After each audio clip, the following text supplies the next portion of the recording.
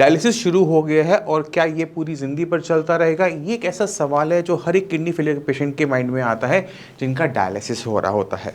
तो आज इस वीडियो में हम बात करने वाले हैं कि किन कंडीशन के अंदर डायलिसिस पेशेंट का रुक सकता है, किन कंडीशन में वो नहीं रुकता। नमस्कार, मेरा नाम है डॉक्टर पूरू धवन। जब एक किडनी पेशेंट का जब डायलिसिस शुरू होता है तो उसके माइंड में बहुत सारे सवाल आते हैं कि मेरे साथ क्यों हो रहा है, किस वजह से हो रहा है, क्या ये जो परेशानी, क्या ये जो दर्द मैं सह रहा हूँ कि पूरी ज़िंदगी चलेगा, ये कभी बंद होगा नहीं होगा। पेशेंट धीरे धीरे डिप्रेशन में जाना शुरू करता है। पेशेंट को लगता है कि बस मेरी ज़िंदगी ख़त्म हो गई है, मैं अब बीमार हो गया हूँ।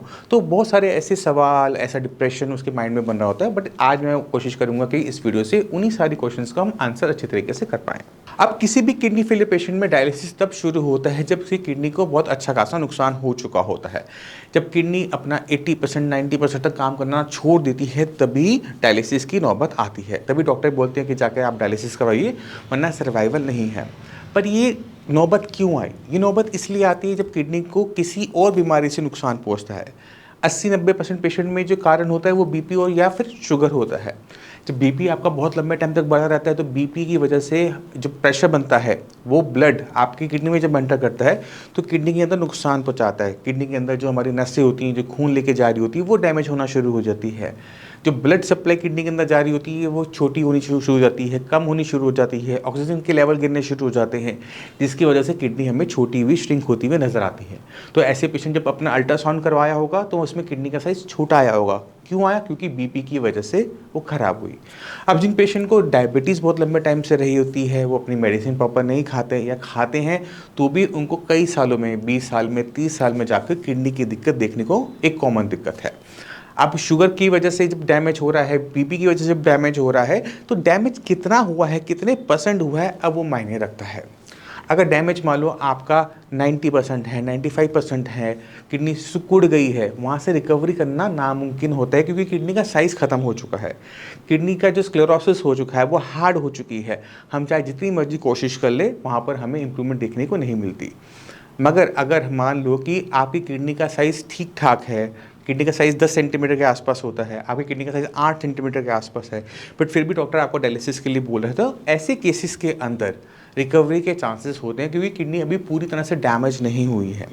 कभी कभार किडनी को एक्यूट किडनी इंजरी के अंदर होती है, यानी एक ऐसी कंडीशन जहाँ पे किडनी बहुत स्पीड से खराब हुई है, एक्यूट किडनी इंजरी बनी हुई है, साथ में सीकेडी भी चल रहा था, उसके ऊपर एक्यूट किडनी इंजरी हो गया।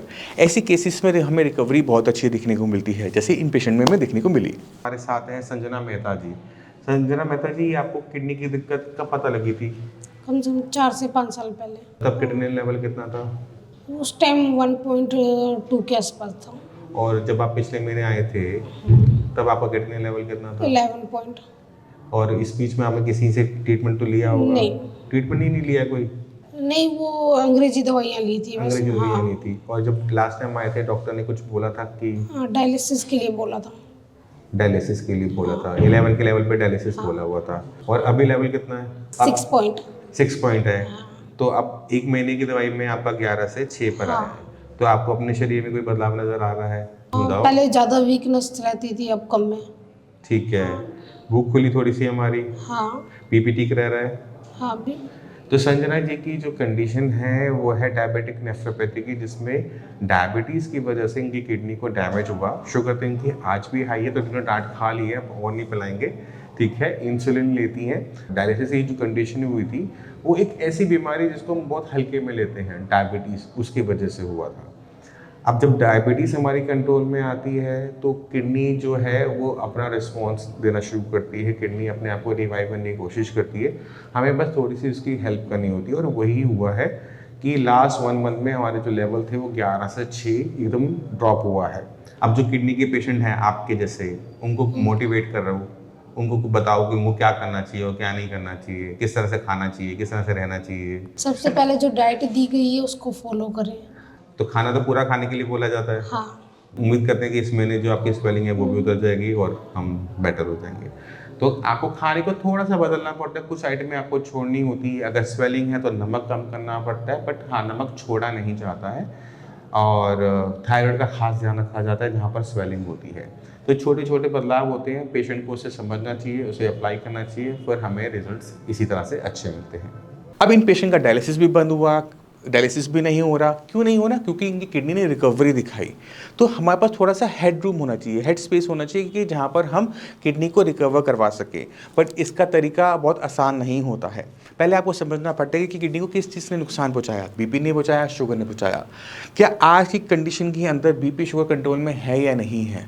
क्या वो वेल कंट्रोल्ड है? तो वहाँ पर हमें चांसेस मिलते हैं कि जहाँ पर हम किडनी को रिकवर करवा पाते हैं। हमें साथ साथ पोटेशियम का भी ध्यान रखना पड़ता है, साथ साथ हमें फ्लूइड अमाउंट का भी ध्यान रखना पड़ता है कि लंग्स में पानी ना भरे, यूरिन आता रहे। अगर हम इन सारी चीज़ों का ध्यान रख लेते हैं तब जाके हमें इम्प्रूवमेंट देखने को मिलती है। डायलिसिस पेशेंट जो हफ्ते में 3 बार डायलिसिस करवा रहे हैं, यूरिन बिल्कुल भी नहीं आता, उन पेशेंट के अंदर रिकवरी बहुत मुश्किल होती है। मगर जिन पेशेंट के अंदर हमें यूरिन थोड़ा बहुत देखने को मिल रहा होता है, 200 ml 300 ml, वहाँ पर रिकवरी आसान होती है, क्योंकि फ्लूइड को तो मैनेज करना पड़ेगा। जो बॉडी में पानी इकट्ठा अगर होना शुरू हो जाएगा, पहले पैरों में भरेगा, जब आप सोओगे तो वो पैरों से निकल कर आपके फेफड़ों में भरेगा। तो और ये जो दिक्कत है ये क्रिएटिनिन से बड़ी होती है। तो सबसे पहले हमें फिगर आउट करना पड़ता है कि पेशेंट की कंडीशन क्या है, पेशेंट के सिम्टम क्या हैं, पेशेंट को यूरिन आ रहा है, नहीं आ रहा है, किडनी की कंडीशन कैसी है, किडनी के अंदर कितना डैमेज हुआ है। उसके बाद हमें पता लगता है कि इस पेशेंट को मेडिसिन देने से आराम देखने को मिलेगा या फिर नहीं मिलेगा। एक बार जब हम पेशेंट को जज कर लेते हैं कि हाँ ये एक पेशेंट ऐसा है जहाँ पर अगर मेडिसिन देंगे तो उसको आराम अच्छा आएगा, तब उसका ट्रीटमेंट शुरू होता है।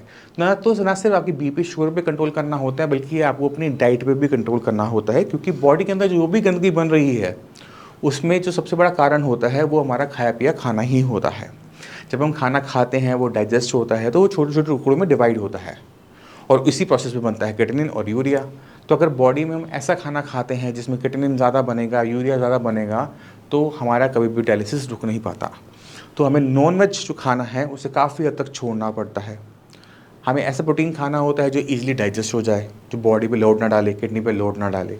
तो जब हम अपने खाने पीने को थोड़ा सा बदलते हैं, खाने में नमक कम रखते हैं बीपी मैनेज करने के लिए, फ्लूइड मैनेज करने के लिए, पोटेशियम का ध्यान रखते हैं, प्रोटीन उतना ही खाते हैं जितना बॉडी को ज़रूरत है, तो हमें रिपोर्टों में बदलाव नज़र आता है, जैसे मैंने आपको पहले दिखाया।